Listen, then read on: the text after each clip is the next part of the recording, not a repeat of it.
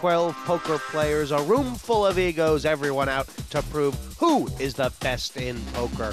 What a fantastic start we've had to this Premier League.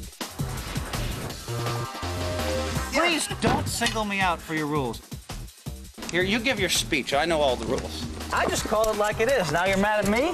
Phil, I don't think you've got a license to tell anybody about morning or poker. See you guys. Tony, why do you want us to send you 0? Phil Hellmuth, top of the league right now. I'm trying to be the best poker player of all time. I'd like to have this Premier League title. But the other half of the field into play.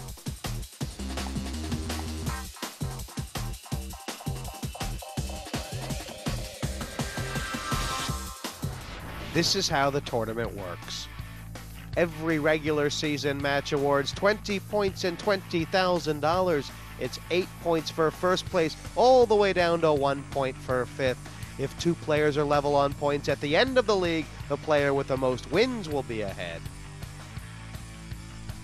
Everyone's got their eye on that final table. The 12-game regular season will bring the top 4 in the league standings straight there. The final 2 seats will be the winners of the playoff matches, heads up between 5th and 8th and 6th and 7th, while the bottom 4 in the league standings straight to relegation.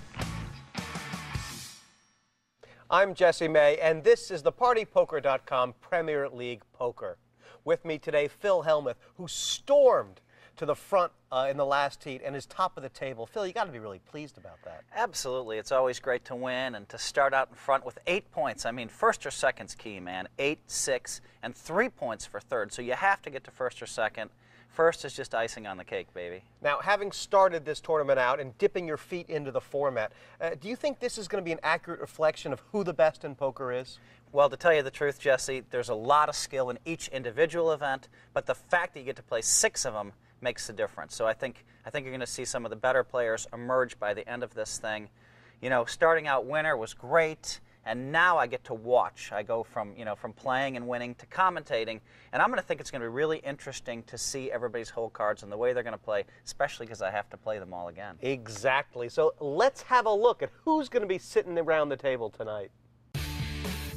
Of all the people in this tournament, who's had the most success in the past 2 years, I mean, that's me by a long way. You're going to see me in the final 6, so watch out. I know I'm entering the valley of the giant egos, but I'm not scared. I'm just here to gamble. And I'm the only one from Germany, obviously, so I want to win this very much. I've had enough of second places. I'm here to win. I reckon I've got the perfect game for this format, and I'm willing to take it to any of the players. When you step up to the door of destiny, you have to be able to open it, and certainly I'm on that footstep. Roll Tide roll. Let's get this heat underway. 6 players sitting down for this exciting heat. Phil, what do you make of this heat? Well, first of all, Juha Helpy finished second to me for my 10th bracelet, and he played a great game, and he's known worldwide by now.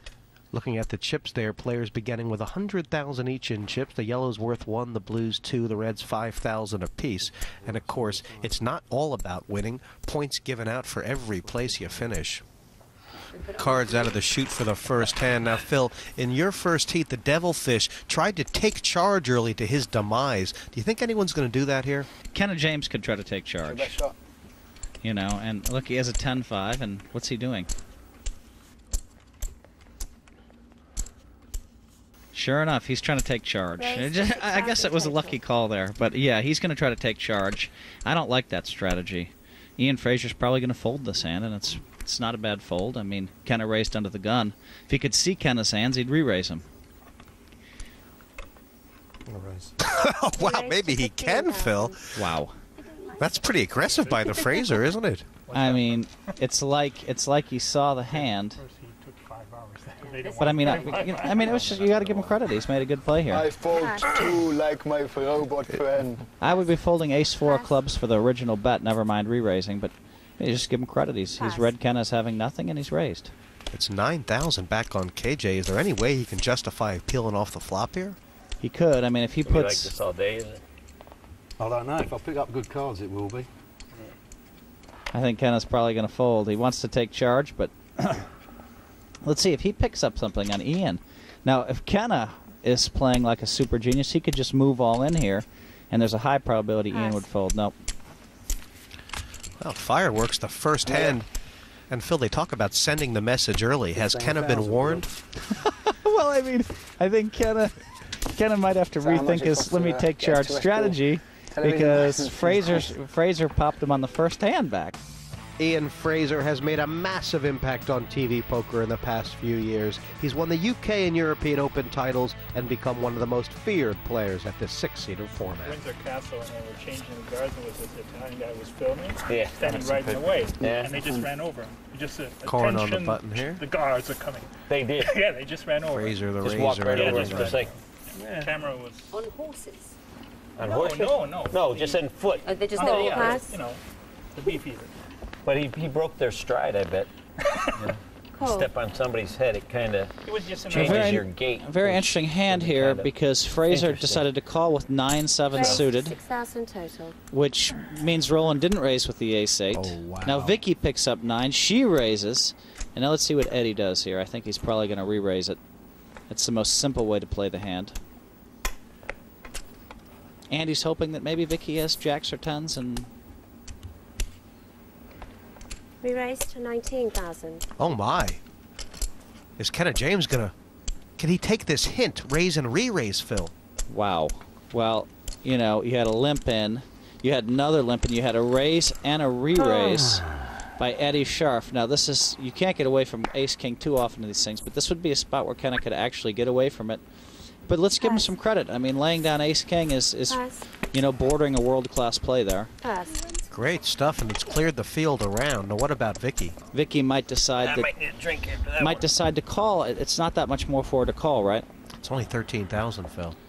So I wouldn't blame Vicky if she took a flop here. If she hits a 9, perhaps she could bust him. Exactly. And she has, you know, Okay. Good laydown. Give her credit. That was a very good laydown.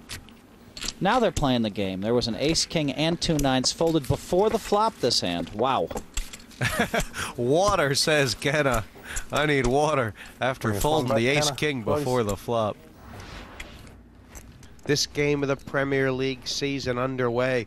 Remember, in this Premier League format, each of the 12 players will play 6 games, trying to accrue points in the league standings that'll keep them in that promotion zone to the final table. That's what he said to Jesse. When you've won bracelets, trophies, and millions of dollars, think of the shame if you're in the bottom 4 of these point standings, the relegation zone.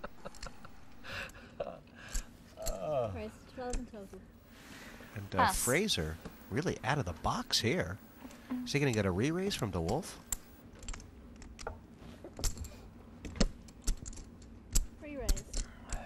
Oh my! This is setting up very well for Vicky. Wow. How much is it? 32. And this is going to put Roland in a lot of trouble. Wow. So Fraser made a move at this pot. Roland detected the move with the ace-jack of spades. He made a nice re-raise.